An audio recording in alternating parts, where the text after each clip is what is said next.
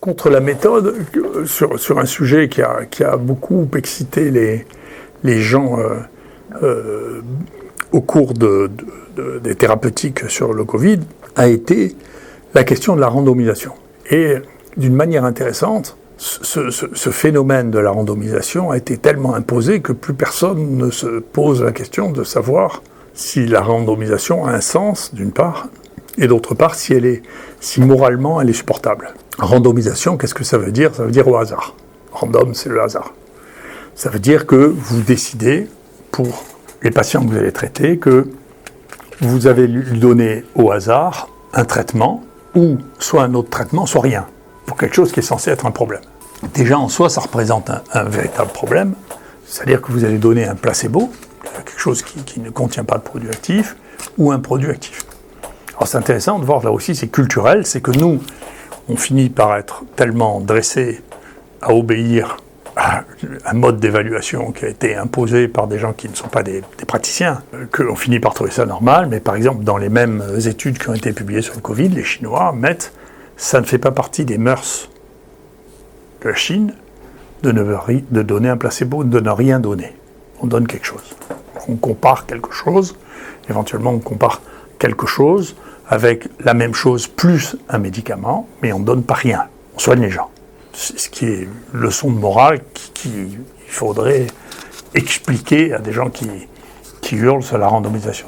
La deuxième chose, c'est à quoi ça sert de faire ça au hasard, plutôt que de le faire en disant aux gens, écoutez, est-ce que vous voulez le prendre ou est-ce que vous ne voulez pas le prendre ? Ou au médecin, est-ce que vous voulez le donner ou pas le donner ? Donc, le principe, si vous dites qu'il y a un problème, c'est de faire des groupes comparatifs. D'avoir, est-ce que je peux comparer le nouveau traitement que j'ai contre un ancien traitement ou contre les soins habituels ?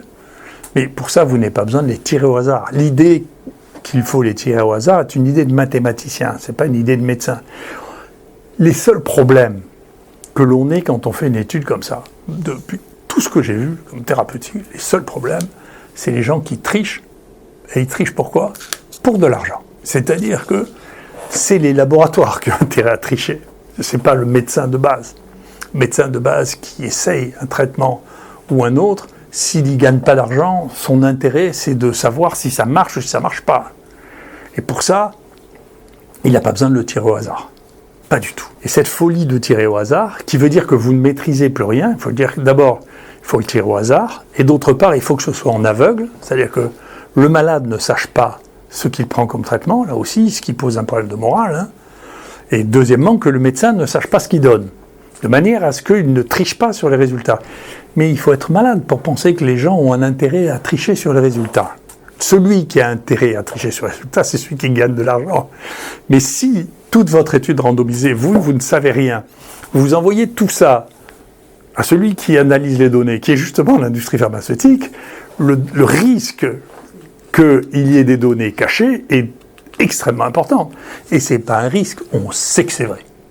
Ça a été démontré plusieurs fois, l'histoire du Vioxx. Les données ont été dissimulées par celui qui traitait les données, parce que le seul il faut bien qu'il y ait un mobile à tout ça. C'est pas entièrement gratuit de tricher. Quand même, ceux qui trichent, il faut bien qu'il y ait une raison pour tricher. Ceux qui ont une raison pour tricher, c'est ceux qui gagnent de l'argent. Enfin, c'est bête comme chou.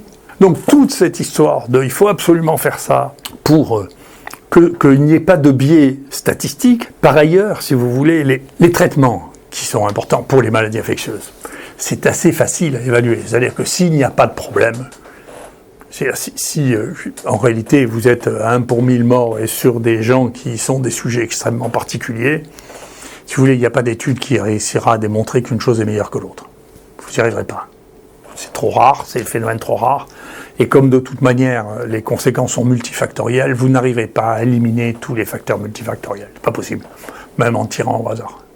Si c'est rare, la différence tient beaucoup plus à la qualité du soin, management, ce qui a été complètement oublié dans la gestion du Covid. Ce qu'il faut, c'est soigner les malades. En pratique, il faut les voir, il faut en faire un diagnostic, il ne faut pas leur dire de rester à la maison en prenant de Doliprane, il faut leur donner de l'oxygène, il faut voir s'ils n'ont pas de troubles de la coagulation, il faut s'occuper des malades. C'est la première chose. Et après, sur la partie résiduelle, eh bien, il y a des gens qui, bien qu'étant pris en charge, si on fait ça, il y a pratiquement, pour le Covid, on le sait, pratiquement, il n'y a pas de mort en dessous de 50 ans. Si on fait ça, au-delà, pour les sujets plus âgés ou pour les sujets obèses, etc., voilà, il faut mettre en place des thérapeutiques. Et comme il y a des gens qui acceptent, des gens qui n'acceptent pas le traitement, il y a des médecins qui acceptent de le faire, des médecins qui n'acceptent pas de le faire, il suffit de comparer les deux groupes. Après, l'idée qu'ils sont radicalement différents, ils sont tellement différents qu'on n'arrive plus à analyser les choses, c'est pas vrai. C'est un préliminaire obligatoire sur la méthode qui n'est pas vrai. Et par ailleurs, il y a quelque chose qui est très simple dans les maladies infectieuses, c'est qu'il y a les microbes. Et donc, si vous faites disparaître les microbes, il n'y a pas de moyen de penser que c'est un effet placebo. Hein. Oui. Donc c'est vrai, par exemple, moi j'ai eu l'occasion de dire ça plusieurs fois, pour le traitement, pour le sida, pour les hépatites chroniques, c'est pas la peine de faire des essais randomisés comparatifs. Il suffit, comme ils ont en permanence le virus dans le sang, il suffit de donner un traitement et de voir si le virus dans le sang disparaît, on sait si ça marche. Vous n'avez pas besoin de faire des essais randomisés que vous envoyez faire analyser par des statisticiens dont vous n'êtes pas sûr de l'honnêteté. Donc, il suffit de regarder si le virus disparaît. C'est pas plus compliqué que ça. Et si quand vous avez arrêté le traitement, il revient. Auquel cas, s'il revient, il faut le retraiter. Et donc, si on avait fait ça, par exemple, pour le traitement de l'hépatite C, le monde aurait gagné quelques milliards. C'est-à-dire, au lieu de suivre les essais randomisés dont la durée était 4 fois celle qui est nécessaire, on aurait, dès le départ, su quelle était la durée nécessaire, simplement en mesurant les virus. Donc on voit bien que ce n'est pas du tout scientifique, en réalité. De la même manière, il y a quelqu'un un Anglais plein d'humour, très intelligent, qui appelait ça le paradigme du parachute, en disant, vous savez, on n'a jamais fait d'essai en double aveugle pour savoir si le parachute, ça marchait vraiment. Donc il faut trouver des volontaires pour qu'on tire au hasard s'ils ont un parachute ou pas de parachute, pour voir si on meurt moins avec le parachute que sans parachute. Ça n'a pas de sens. Personne ne veut être volontaire pour ça. Donc quand vous êtes dans des situations dans lesquelles il y a une mortalité significative, 10, 20, 30%, de savoir si un traitement marche, c'est extrêmement simple. Vous pouvez faire des études de comparaison de centre à centre, ou des études de comparaison historique dans le même centre. Voilà. Et par ailleurs, si en plus vous faites des études multicentriques, vous complexifiez encore les choses parce que il y a des phénomènes de surmortalité ou de baisse de mortalité liés à la qualité des soins et à la nature de la population qui empêchent d'évaluer d'une manière générale le traitement. Vous ne pouvez pas espérer avoir le même résultat du traitement. D'ailleurs, on a bien vu la mortalité. Aux États-Unis, où vous avez 50% d'obèses, alors qu'on sait que c'est un facteur de risque considérable pour les infections respiratoires, et en particulier pour le Covid, que ce que vous allez faire dans un pays dans lequel vous avez 5% d'obèses. Donc, c'est pas vrai que vous pouvez généraliser. C'est une vision de mathématiques, si vous voulez, de croire que tous les hommes sont pareils. Et donc, vous faites un traitement, vous démontrez qu'il est vrai.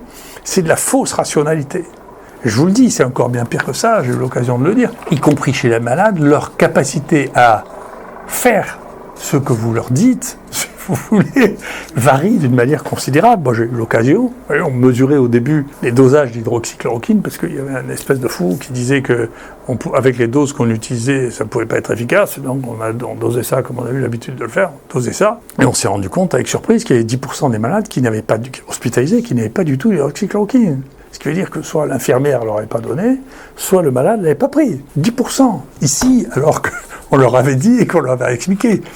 Globalement, parmi les gens qui ont beaucoup travaillé sur le sida, les gens qui ont regardé à faire les dosages se sont rendus compte qu'il y en avait 15% qui ne prenaient pas les médicaments, ce qui expliquait les rechutes, si vous voulez. Partie des rechutes. C'est les humains, ça. Et en plus, la proportion de gens qui ne prennent pas les médicaments dépend de la qualité du rapport médecin-malade, de la région. Je vais vous donner un exemple pour dire jusqu'à quel point c'est généralisé dans le Covid. Entre les mathématiciens et les politiques, ils s'imaginent qu'il suffit d'appuyer sur un bouton que les gens vont obéir. Mais ce n'est pas un jeu vidéo. Aux États-Unis, ils ont fait une étude pour savoir quel était le pourcentage de gens qui avaient menti pour ne pas obéir aux règles qui avaient été données par l'État. 25%. 25% ont dit qu'ils avaient menti. Et il y a probablement beaucoup plus que ça. D'accord ? Donc vous croyez tout ça, mais les gens ne vous obéissent pas. Donc cette idée-là de l'évidence-based, de écoutez, c'est comme ça qu'il faut faire, on fait ça pour tout le monde et les gens doivent obéir, c'est une idée qui n'a pas de sens. Donc dedans, bien entendu, on peut avoir des grandes lignes, et ensuite de ça, on doit s'adapter à la situation, il doit y avoir un dialogue entre le médecin et le malade. On ne peut pas juste dire, mais non, vous n'avez qu'à prendre ça, et c'est comme ça, c'est pas raisonnable. Et la randomisation, et le problème éthique de ça, c'est de faire basculer les humains dans les objets. Ce n'est pas des objets, les humains. Éthiquement, c'est un drôle de truc de dire, écoutez, il y a une chance sur 2 que je ne vous traite pas, mais vous ne le savez pas. Et le pire de tout, bien sûr, c'est les essais de non-infériorité qui sont de plus en plus fréquents, parce qu'on n'a pas besoin de tellement de nouveaux médicaments. Il y a très peu de niches d'impasse thérapeutique. Et celles pour lesquelles on a les impasses thérapeutiques, bien sûr, on n'a pas besoin de médicaments qui soient inférieurs ou égaux aux médicaments qu'on a déjà. Ça n'a pas de sens. Donc les seuls qui sont intéressants, c'est ceux qui font face à des situations pour lesquelles on n'a pas de solution. Mais ce qui se développe maintenant, parce que comme il y a de moins en moins d'espace en pratique pour créer de nouveaux médicaments, on fait des nouveaux médicaments qu'on compare aux anciens médicaments, mais comme ils ne peuvent pas être supérieurs, parce que la différence qu'ils apporteraient est tellement marginale que personne ne la voit, eh bien, on a créé des essais de non-infériorité randomisés, c'est-à-dire que, théoriquement, on donne soit le médicament dont on sait qu'il marche, soit le nouveau médicament, et on le compare à l'ancien médicament pour voir s'il n'est pas plus mauvais que l'ancien médicament. Ça s'appelle un essai de non-infériorité randomisé. Mais moi, je pense que là, c'est pas le malade, là, je pense que c'est le médecin qui ment. Je pense qu'on ne peut pas dire à un malade, voilà, écoutez, j'ai besoin de comprendre, je vais tirer au sort pour savoir si on vous donne le bon médicament qui marche ou un nouveau médicament qu'on essaie dont on ne sait pas s'il marche autant. C'est ça veut dire non-infériorité. Il n'y a personne qui va dire oui, enfin c'est pas possible. J'ai posé la question centaines de fois, je dis mais vous me prenez pour un fou. Donnez-moi celui qui marche et puis ça va. Donc c'est un mensonge, c'est pas vrai. Mais personne ne conteste que l'industrie pharmaceutique fasse ça et publie ça dans les meilleurs journaux du monde qui vont dire ensuite c'est nous la référence, regardez, chez Evidence Base. Oui. Donc tout ça c'est juste une histoire d'argent. Et donc tout ça est contraint et petit à petit c'est devenu une religion qui est une religion sur laquelle tous les prêtres sont payés.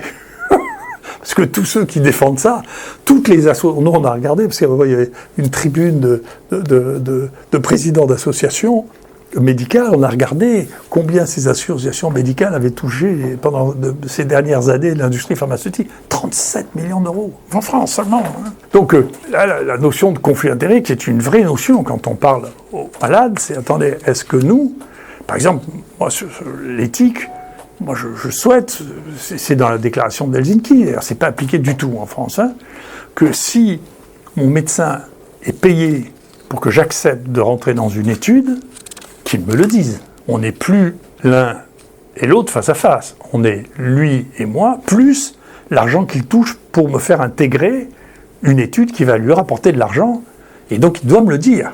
Donc je dois être informé de ce phénomène-là. À ma connaissance, dans les choses qui sont évaluées par les comités de prédiction des personnes, cette donnée dans les informations n'existe pas. On ne dit pas aux malades, ça me rapporte un petit quelque chose, soit en direct, soit en nature. Le rapport qu'on a entre le médecin et le malade est un rapport qui est biaisé, qui ne devrait pas l'être. Ça devrait être écrit. Et ça devrait être transmis au malade. Donc je suis, moi, extrêmement réservé sur la nature des essais qui sont faits actuellement. Et par ailleurs encore, pour les microbes, c'est pas compliqué, il suffit de savoir si les microbes disparaissent ou disparaissent pas. Il ne peut pas y avoir effet placebo là-dessus. Deuxièmement, pour les maladies graves, on voit assez rapidement si ça marche ou si ça marche pas les choses. Et pour celles pour lesquelles le gain que l'on peut avoir est si faible, la capacité d'études multicentriques, randomisées, à montrer qu'on a des gains aussi faibles est extrêmement faible. S'il vous faut inclure 10 000 personnes dans le monde entier pour montrer que vous gagnez un petit quelque chose, en réalité, ça c'est entièrement neutralisé par la qualité du soin, par le fait que vous voyez votre médecin régulièrement, qu'il s'occupe de vous, qu'il regarde vos résultats. Donc les phénomènes humains sont tellement importants dans la prise en charge thérapeutique que le 1 sur 10 000 que ça vous fait gagner, en réalité, est entièrement négligeable. Donc c'est une vraie question.